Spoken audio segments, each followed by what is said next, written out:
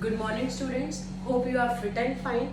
In previous lecture I have explained you about the introduction of agriculture. In that I told you what do you mean by agriculture. Agri means soil, culture means cultivation.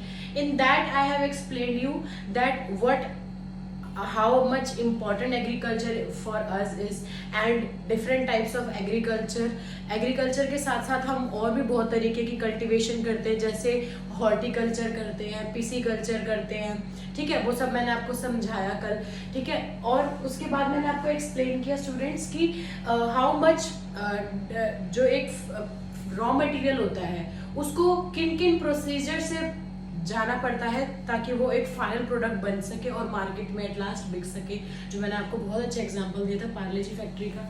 तो students आज हम और एक important topics करेंगे। वो है, सबसे पहला टॉपिक है आपका कि एक प्रोडक्ट कैसे फाइनल प्रोडक्ट में बनता है, और जब वो रॉ मटेरियल होता है तो रॉ मटेरियल को किन किन चीज़ों की ज़रूरत पड़ती है, किन किन इक्विपमेंट्स की ज़रूरत पड़ती है, किन किन ऐसे इनपुट्स की ज़रूरत पड़ती है जिससे वो सही तरीके से ग्रो कर पाए। अब यहाँ पे हम सीड्स की बात कर रहे हैं, हम यहाँ पे क्रॉप्स की बात कर रहे हैं, ठीक है। तो ये वाला एक प्रोसीजर है जो मैं आपको भी समझाऊंगी, और दूसरा मैं आपको बताऊंगी टाइप्स ऑफ फार्मिंग। मैंने आपको पिछले लेक्चर में एक्सप्लेन किया था, पार्ट 1 के अंदर मैंने आपको एक्सप्लेन किया था कि जो फार्मर्स होते हैं, फार्मर्स जब कल्टीवेशन करते हैं, जब वो एग्रीकल्चर करते हैं किसी भी क्रॉप का, कल्टीवेशन करते हैं किसी भी क्रॉप का, देन व्हाट दे डिड, वो कुछ पोर्शन अपने लिए और कभी कभी वो क्या करते हैं उसको कमर्शियल मार्केट में बेचते भी हैं। तो जब फार्मर्स अपने लिए क्रॉप को ग्रो करते हैं उसको कहते हैं सबसिस्टेंस फार्मिंग, ठीक है। और जब फार्मर्स अपने, अगर आप कह सकते हो मार्केट में बेचने के लिए करते हैं, और उसको कहते हैं कमर्शियल फार्मिंग। अब ये चीजें फार्मर्स दोनों एक साथ भी करते हैं, कुछ पोर्शन अपने पास रख लेते हैं और कुछ पोर्शन मार्केट में बेच देते हैं।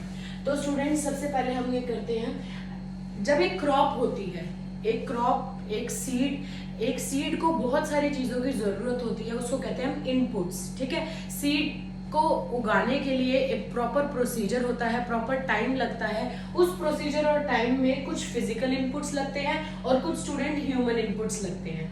अब जो फिजिकल इनपुट्स हैं ये क्रॉप को ग्रो करने के लिए इंपॉर्टेंट है फॉर एग्रीकल्चर एक्टिविटी, और जो ह्यूमन इनपुट्स हैं ये ह्यूमंस उस क्रॉप को सफल तरीके से ग्रो करने के लिए, ताकि वो उसमें खराब ना हो जाए किसी ना किसी वे में, तो इसमें फिजिकल कुछ ह्यूमन इनपुट्स भी लगते हैं। सबसे पहले मैं आपको फिजिकल इनपुट समझाऊंगी बच्चे। अब हर जो क्रॉप्स होती है, जैसे अगर हम वीट ले लें या राइस ले लें, ये एक दूसरे में बिल्कुल अपोजिट क्रॉप्स है। कैसे?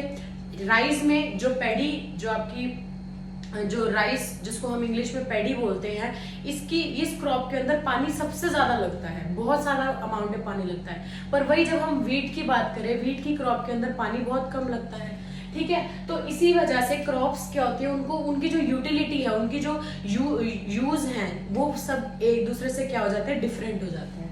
तो सबसे पहले टेम्परेचर, कुछ क्रॉप्स गर्मी में प्रोड्यूस होती है, कुछ क्रॉप्स ठंड में प्रोड्यूस होते हैं, तो वहां पर क्या हो गया, टेम्परेचर डिफरेंट हो गया, ठीक है। इसीलिए टेम्परेचर, देन रेनफॉल। कुछ क्रॉप्स सिर्फ बारिशों में ज्यादा, मैंने बताया पानी की ज्यादा अवेलेबिलिटी, देन अगेन जब बारिशें ज्यादा होती है तो फार्मर्स क्या करते हैं, राइस क्रॉप को मॉनसून के टाइम पर राइस क्रॉप को ज्यादा ग्रो करते हैं, ठीक है। तो कुछ क्रॉप्स रेनफॉल की वजह से इफेक्ट होती है, ठीक है। सॉइल, अब सॉइल की फर्टिलिटी होना क्रॉप्स के लिए बहुत ज्यादा इंपॉर्टेंट है। अगर सॉइल की फर्टिलिटी सही नहीं है तो क्रॉप्स आपकी अच्छी तरीके से उग नहीं पाती हैं। अब कुछ फार्मर्स क्या करते हैं, फर्टिलाइजर्स की हेल्प से सॉइल की फर्टिलिटी को इम्प्रूव करते हैं। कुछ फार्मर्स डिफरेंट मेथड्स में आपको यहाँ समझाऊंगी, स्लैश एंड बर्न मेथड, जिसे हम शिफ्टिंग कल्टीवेशन भी बोलते हैं, उस तरीके से भी क्या करते हैं, सॉइल की फर्टिलिटी को इम्प्रूव करते हैं, ताकि जो क्रॉप्स है वो ज्यादा से ज्यादा अच्छी हो, ठीक है। पैदावार जो है वो बहुत अच्छी हो क्रॉप की। रिलीफ का मतलब क्या होता है स्टूडेंट्स? रिलीफ होता है एरिया। अब सपोज करो माउंटेन एरिया एंड आप कह सकते हो steep area and gentle slopes. जो स्टीप होते हैं जस्ट लाइक माउंटेन, जो खड़ी पहाड़ी होती है। अब जो ये खड़ी पहाड़ी होती है इसके ऊपर जो अगर आप एग्रीकल्चर करना चाहो तो बहुत मुश्किल है, ट्रैक्टर्स, थ्रेशर्स ये सारे इजीली मूव नहीं कर सकते, ठीक है। और प्लस खड़ी पहाड़ियों में मतलब स्टीप स्लोप्स के अंदर एक प्रॉब्लम और रहती है, वो रहती है सॉइल इरोजन की। बारिश आती है, मिट्टी बह जाती है, जिसकी वजह से प्रॉपर क्रॉप की प्रोडक्शन नहीं हो पाती है। तो अगेन रिलीफ बहुत इंपॉर्टेंट मेजर रोल प्ले करता है।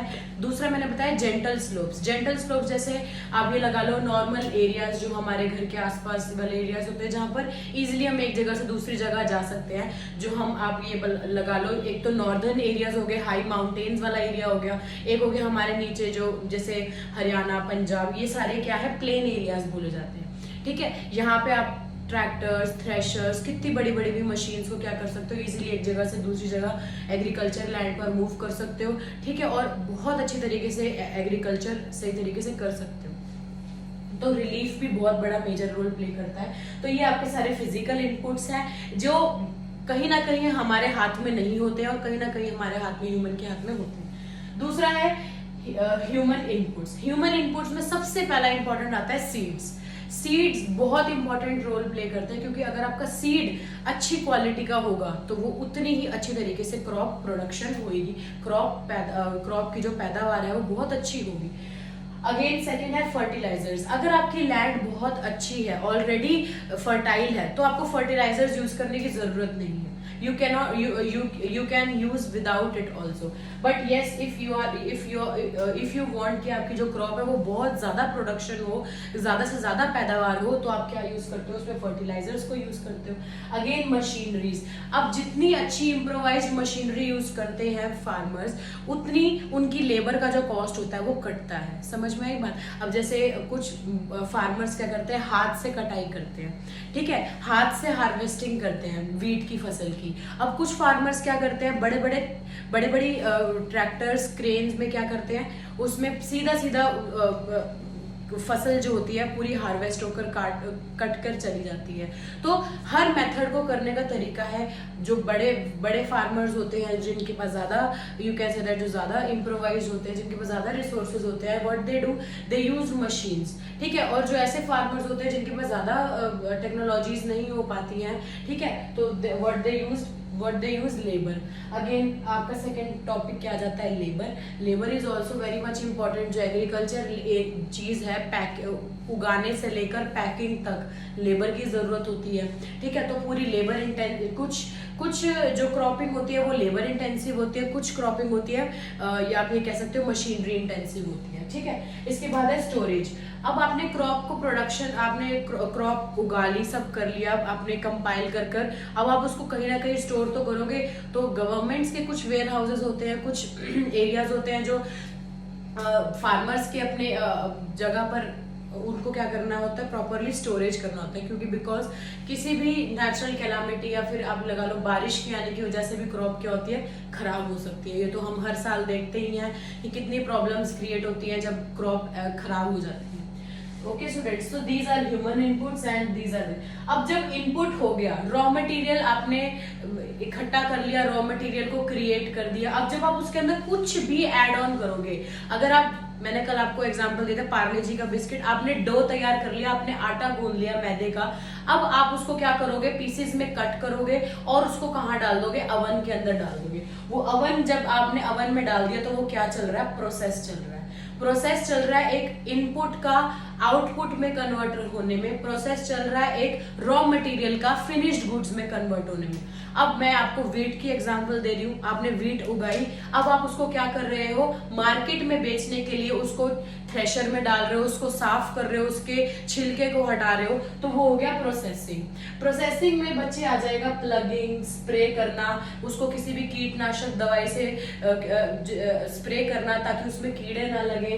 ठीक है, बोना, सोइंग मतलब बोना, हार्वेस्टिंग मतलब काटना, ये सारा प्रोसेस उसके अंदर आ जाएगा, प्रोसेसिंग के अंदर। अब कल जब मैंने पार्ले जी बिस्किट की बात करी थी, उसके अंदर क्या आ गया, आपका सारा ये प्रोसेसिंग वाला एरिया आ गया। जब तक आपका बिस्किट ठंडा हो गया, ठंडा होके वो छोटे छोटे पैकेट्स में, पार्ले जी वाले पैकेट्स में पैक हो गया, वो आ गया आपका प्रोसेसिंग। अब आउटपुट में बेसिकली बच्चे क्या आता है, जैसे मिल्क के प्रोडक्ट्स आ गए, जो आपके मिल्क को आप मार्केट में बेचते हो, ठीक है, वो वाले आ जाते हैं। आउटपुट में बेसिकली आपका फाइनल प्रोडक्ट जब मार्केट में बिकने के लिए तैयार हो जाता है, बोरियां बन जाती हैं वीट की बड़ी बड़ी, वो चीज़ आप क्या कर देते हो, मार्केट में बेचने के लिए तैयार होते हो, दैट इज योर आउटपुट। तो ये आपका प्रोसीजर है पूरा, ये आपको समझ में आ गया होगा। इनपुट के अंदर दो तरीके के इनपुट लगते हैं, वो होते हैं physical inputs and human inputs, ठीक है। फिजिकल इनपुट्स में टेम्परेचर, रेनफॉल, सॉइल और रिलीफ, ठीक है। और जो ह्यूमन इनपुट्स है उसमें लगता है बीज, fertilisers, machinery, labour and storage, उसको स्टोर करने के लिए जगह चाहिए। उसके बाद है स्टूडेंट्स, अब है आपके पास types of farming. Types of farming के अंदर क्या है, दो तरीके की फार्मिंग मैंने आपको पहले भी समझाई थी, subsistence farming and commercial farming. Subsistence farming बच्चे जो फार्मर्स जो होते हैं, जब अपने लिए, अपनी फैमिली के लिए, अपने फैमिली के पेट भरने के लिए, बेसिक रिक्वायरमेंट्स पूरा करने के लिए जब फार्मिंग करते हैं तो उसको कहते हैं सबसिस्टेंस फार्मिंग। जो सबसिस्टेंस फार्मिंग होता है ये मॉनसून रीजन्स, मॉनसून एरियाज में ज्यादा, जहां पर मॉनसून ज्यादा रियकर होता है वहां पर की जाती है। इम्प्लीमेंट्स यहाँ पर बहुत ही सिंपल इम्प्लीमेंट्स यूज होते हैं, ज्यादा बड़ी बड़ी मशीनरी वो लोग यूज नहीं करते, क्योंकि उनकी अपनी फैमिली इतनी ज्यादा होती है कि वो पूरी की पूरी फैमिली क्या होती है, लैंड पर इन्वॉल्व होती है। उसके बाद है large variety of crops are grown. मैंने बताया अपने लिए फार्मिंग कर रहे हैं तो वो हर तरीके की, चाहे वो फ्रूट्स हो, चाहे वो वेजिटेबल्स हो, चाहे वो फूडर हो, चाहे वो किसी भी तरीके की फार्मिंग हो, वो सारे तरीके के क्रॉप्स को क्या करते हैं, यूज करते हैं। Different large variety of crops are use. अब बच्चे जो सबसिस्टेंस फार्मिंग है, आपके बुक के अंदर सबसिस्टेंस फार्मिंग दो टाइप्स में डिवाइड करी हुई है, प्रिमिटिव सबसिस्टेंस एग्रीकल्चर और इंटेंसिव सबसिस्टेंस एग्रीकल्चर। अब जो प्रिमिटिव है बच्चे, ये पूरा का पूरा अपने लिए है, ठीक है। अपने लिए कैसे, इसके अंदर बिल्कुल सिंपल टेक्निक्स का यूज होता है। बट जो इंटेंसिव सबसिस्टेंस फार्मिंग है, इसके अंदर क्या होता है, आप ये कह लो फर्टिलाइजर्स का ज्यादा यूज होता है। इसके अंदर फर्टिलाइजर्स का यूज नहीं होता, इसके अंदर फर्टिलाइजर्स का यूज बहुत ज्यादा होता है, क्योंकि यहाँ पर हमने क्या करना है, यहाँ पर हमने क्रॉप को ज्यादा से ज्यादा प्रोड्यूस करना है, पर यहाँ पे हमने अपने सिर्फ बेसिक रिक्वायरमेंट्स को पूरा करना है, अपने जानवरों के लिए खाना अवेलेबल कराना और अपनी फैमिली के लिए फूड अवेलेबल कराना है, ठीक है। तो यहाँ पर आता है सबसे पहले nomadic herding and shifting cultivation. Shifting cultivation most of you know very well, I know that. Nomadic herding क्या होता है, नोमैड्स वो होते हैं स्टूडेंट्स जो एक जगह से दूसरी जगह जाते हैं, अपने कैटल्स, अपने जानवरों को लेकर एक जगह से दूसरी जगह जाते हैं, उनके खाने पीने के लिए, बेसिक रिक्वायरमेंट्स को पूरा करने के लिए क्या करते हैं, एक जगह से दूसरी जगह जाते हैं। आपने बहुत बार देखा होगा रोड्स पर, क्या कहते हैं, बड़ी बड़ी पगड़ी पहने हुए जो लोग होते हैं वो क्या करते हैं, अपने गाँव, बहुत सारी गायें, बहुत सारे भैंस बैल को लेकर क्या करते हैं, एक जगह से दूसरी जगह जाते हैं। क्यों, गर्मियों में बेसिकली वो क्या आते हैं, टूवर्ड्स नॉर्थ आते हैं, क्योंकि वहां पर, यहाँ पर जब वो नॉर्थ में आते हैं तो उनको छोटी छोटी घास मिलेगी, बुशेस मिलेंगे, तो वो एज अ क्या बन जाता है, फूड बन जाता है, चारा बन जाता है उनके पशु पक्षियों के लिए, उनके पशुओं के लिए, ठीक है। तो ये होती है नोमैडिक हर्डिंग। जो नोमैड्स होते हैं, जब वो अपनी बेसिक रिक्वायरमेंट्स को पूरा करने के लिए एक जगह से दूसरी जगह जाते हैं, तो herders domesticate animals and graze them, उनके खाने के लिए, ग्रेजिंग के लिए एक जगह से दूसरी जगह जब वो जाते हैं, इस प्रोसीजर के अंदर शीप या कैमल, गोट्स आर रियर्ड। जो शीप होते हैं, आपने शीप्स देखी होंगी, सर्दियों में क्या करते हैं, जो माउंटेनियस रीजन के जो एनिमल्स होते हैं, वो शीप्स जैसे हो गई, तो वो क्या करते हैं, वो नीचे ले आते हैं अपने जो एनिमल्स होते हैं उनको, ताकि वो छोटे छोटे खाने के लिए उनको खाना मिल सके, बुशेस, छोटे छोटे घास, छोटे छोटे पेड़ पौधे उनको मिल सके, ताकि वो उसको खा सके, ठीक है। उनको रियर किया जाता है तब, ठीक है, जैसे शीप या कैमल, गोट्स आर रियर। अब होता है शिफ्टिंग कल्टीवेशन। बच्चे, शिफ्टिंग कल्टीवेशन बेसिकली करा क्यों जाता है, जब हम एक लैंड पे बहुत बार जब कल्टीवेशन करते हैं, बार बार क्रॉप को प्रोड्यूस करते हैं, बहुत सारी चीजों को यूज करते हैं, फर्टिलाइजर्स को यूज करते हैं, तो उसकी वजह से क्या होता है, सॉइल की जो फर्टिलिटी होती है वो बहुत कम हो जाती है। इसीलिए हम क्या करते हैं, उस पूरी एक लैंड को, उस पूरी एक एरिया को जला दिया जाता है, बर्न आउट कर दिया जाता है, तभी इस प्रोसीजर का नाम स्लैश एंड बर्न मेथड भी है। अब जब उसको जला दिया जाता है तो जो उसकी एशेज होती हैं, एशेज को सॉइल के अंदर क्या कर दिया जाता है, मिक्स कर दिया जाता है, उसकी वजह से जो इसकी प्रोडक्टिविटी होती है वो बहुत ज्यादा बढ़ जाती है। अब जो कुछ फार्मर्स होते हैं वो क्या करते हैं, एक लैंड पर काफी टाइम तक जब प्रोडक्शन करते हैं तो फिर उसके बाद उस लैंड को छोड़ देते हैं कुछ टाइम के लिए, ठीक है, फिर वो किसी और लैंड पर क्या करते हैं, शिफ्ट हो जाते हैं, ठीक है। उस लैंड पर जब वो शिफ्ट हो गए, उन्होंने यहाँ पर slash and burn method use कर लिया, वो फिर कुछ टाइम तक किसी और एरिया पर क्या करते हैं, प्रोडक्शन करते हैं। तो इसके अंदर बेसिकली इसमें rudimentary forms of cultivation, rudimentary students मतलब होता है बेसिक फॉर्म ऑफ कल्टीवेशन, इसमें ज्यादा मशीनरीज का यूज नहीं होता, बहुत ही कम और बहुत ही कम लेवल पर मशीनरीज का बेसिकली क्या होता है, यूज होता है। तो ये आपका शिफ्टिंग कल्टीवेशन आ गया। ये इस प्रिमिटिव के अंदर आपके दो ही है, nomadic herding and shifting cultivation. फिर आपका है इंटेंसिव सबसिस्टेंस एग्रीकल्चर। इंटेंसिव मतलब बड़े स्केल पर, इंटेंसिव प्लस और उसके साथ बोला हुआ है सबसिस्टेंस, अपने लिए ही पर इंटेंसिव लेवल पर। यहाँ पर वीट, राइस, मेज का ज्यादा यूज होता है, की प्रोडक्शन ज्यादा होती है, वीट की प्रोडक्शन होगी, राइस की होगी। फिर उसके बाद आता है यहाँ पर फर्टिलाइजर्स का बेसिकली ज्यादा यूज किया जाता है इसमें, ठीक है। और यील्ड पर फार्मर इज लेस, यहाँ पर जो एरिया वाइज जो फार्मर होते हैं वो बहुत कम होते हैं, क्योंकि यहाँ पे मशीन्स का ज्यादा यूज किया जाता है, पर यहाँ पर मशीन्स का ज्यादा यूज नहीं किया जाता। ये प्राइमरी लेवल है, ये इंटेंसिव लेवल है, ठीक है। यील्ड पर farmer is less, areas of high population pressure on land. यहाँ पर क्या होता है बच्चे, जो लैंड का जो एरिया है वो बहुत कम होता है, क्योंकि पॉपुलेशन बहुत ज्यादा होती है, उसके लिए प्रोडक्शन ज्यादा करनी होती है, इसीलिए यहाँ पर ये जो एरियाज होते हैं जहां पर हाई पॉपुलेशन होता है बेसिकली, वहां पर ये एग्रीकल्चर किया जाता है। अब बच्चे ये हमारा हो गया सबसिस्टेंस फार्मिंग। अब आता है हमारा सेकंड टॉपिक कमर्शियल। कमर्शियल मतलब करना ही, फार्मिंग करते ही हम बेचने के लिए। जब हम फार्मिंग बेचने के लिए करते हैं तो हमारे लिए क्या चाहिए, बहुत बड़ी बड़ी लैंड्स चाहिए, खुली बहुत बड़े बड़े फील्ड्स चाहिए। तो जब हाई लेवल पर हम बेसिकली जब हम फार्मिंग करते हैं तो उसको हम कहते हैं कमर्शियल फार्मिंग। इसमें लेबर भी ज्यादा लगती है, इसमें मशीनरीज भी बहुत ज्यादा लगती है, इसके अंदर कैपिटल भी बहुत ज्यादा लगती है, इसके अंदर पैसा भी बहुत ज्यादा लगता है, ठीक है। ये बेसिकली करी ही पैसा कमाने के लिए जाती है फार्मिंग। क्या है, एक्सटेंसिव एग्रीकल्चर। एक्सटेंसिव एग्रीकल्चर बच्चे वो टाइप ऑफ एग्रीकल्चर है जिसके अंदर बहुत सारे, यू कैन से दैट कि बड़ी बड़ी फील्ड्स होती हैं जिसके अंदर एग्रीकल्चर किया जाता है। हर तरीके की इस जो एक्सटेंसिव एग्रीकल्चर है इसके अंदर सिर्फ एक ही क्रॉप को एट अ टाइम क्या किया जाता है, प्रोडक्शन की जाती है। सपोज करो अब जैसे लेस की फैक्ट्री है, लेस की फैक्ट्री वाले क्या करते हैं, सिर्फ आलूओं की प्रोडक्शन करेंगे। पूरे एरियाज में बड़ी बड़ी फील्ड्स में आलूओं की प्रोडक्शन की जाती है। मशीनरी से ही आलूओं को एक्सट्रैक्ट वहां से निकाला जाता है सॉइल के अंदर से, फिर मशीन ही उन आलूओं को धोती है, मशीन ही आलूओं को छीलती है, फिर उनको पतले पतले स्लाइसेस में काटती है और फिर उनकी प्रॉपर से फ्राइंग वगैरह जो भी आगे प्रोसीजर है वो किया जाता है। ये मैंने आपको एक एग्जांपल समझाया, लेस फैक्ट्री का एग्जांपल है जो एक्सटेंसिव एग्रीकल्चर में यूज हो सकता है। फिर आता है mixed farming. Mixed farming, mix मतलब फ्रूट्स भी उगा रहे हो, वेजिटेबल्स भी उगा रहे हो, सब कुछ फूडर के लिए भी अवेलेबल हो रहे हो, तो ये हो जाता है mixed farming. Mixed farming again ये वो वाले एग्रीकल्चर होती है जिसके अंदर आप बहुत सारी क्रॉप्स को एक टाइम पर क्या करते हो, ग्रो करते हो, क्योंकि आपके पास बहुत बड़ी लैंड होती है और आपने उसको बेचना है मार्केट में, आगे जाकर उसको सेल आउट करना है, इसीलिए आप एक टाइम पर बहुत सारे एरियाज में क्या करते हो, डिफरेंट तरीके की क्रॉप्स को ग्रो करते हो। वहां पर आपको पानी की भी अवेलेबिलिटी